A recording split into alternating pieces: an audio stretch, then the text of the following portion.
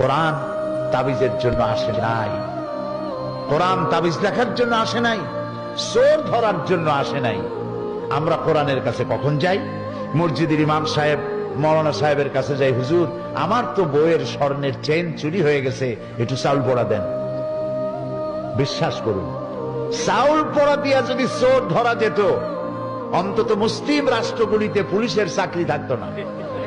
সমস্ত মুসলিম দেশের থানাগুলিতে চাকরি হতো মৌলভী সাহেবদের। সেখানে বস্তায় বস্তায় চাউল দিয়ে বলা হতো, আপনারা চাউল পড়বেন আর চোর ধরবেন।